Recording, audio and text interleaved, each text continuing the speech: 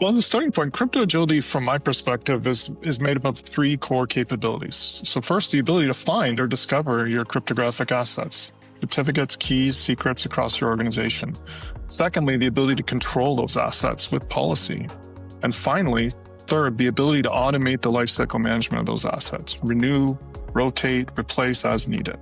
And when you think about it like this, crypto agility really is the secret to making the transition to quantum safe cryptography an orderly, well-orchestrated one, rather than sort of manual, chaos, break-fix driven process. This organizational capability, in my mind, is becoming an imperative. Over the next few years, almost every one of the digital systems we rely on is going to need to be updated to support new NIST standard quantum safe cryptographic algorithms. Well, just like many IT or information security initiatives, crypto agility needs to be thought of as a broad organization-wide initiative that encompasses people, process, and technology. So from a people point of view, it really starts with establishing responsibility.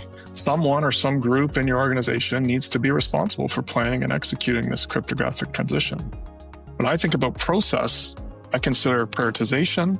What is the most, or where is the most valuable long-lived information in your organization? That's a great starting point. And then I advise, considering governance and best practices that you apply to managing those cryptographic assets that protect that valuable information. When I get to technology, I go right back to that find, control, and automate concept that we just talked about. Start with building that inventory of cryptographic assets. Then deploy capability that lets you visualize those assets, apply policy to those cryptographic objects, identify risk areas in your organization. And then finally, work on the integrations you need to automate the lifecycle management of those cryptographic objects. One of the things I'm most excited by now is that we finally have the capability to actually implement post-quantum cryptography in production. Just over the last few months, technology like hardware security modules, PKI, and key management systems are now available that support NIST-compliant quantum-safe cryptography.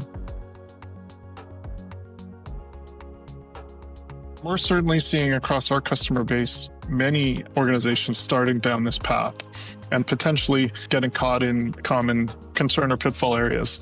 So one of the first ones is thinking of this only as a technology problem. Remember that people and process dimensions, training, building awareness, modernizing your best practices, documenting your processes and practices. Those are all important parts of this journey to quantum safe. The other thing I'm seeing is organizations sort of getting stuck in one spot. I think we often talk about the journey to quantum safe as sort of a step by step, do step 1, 2, and 3. But I think you can, in reality, make progress across multiple dimensions in parallel. For instance, sometimes I see organizations sort of obsessed about getting to 100% complete cryptographic inventory, when in reality, that maybe is a level that you're never going to quite get to. When in fact, you can actually work on your cryptographic inventory, but also begin implementing quantum-safe cryptographic infrastructure, potentially begin deploying post-quantum cryptography in some of the most important, highest risk areas of your organization. So that concept of being able to make progress on multiple dimensions or steps in the journey to quantum safe, I think, is a good one to keep in mind.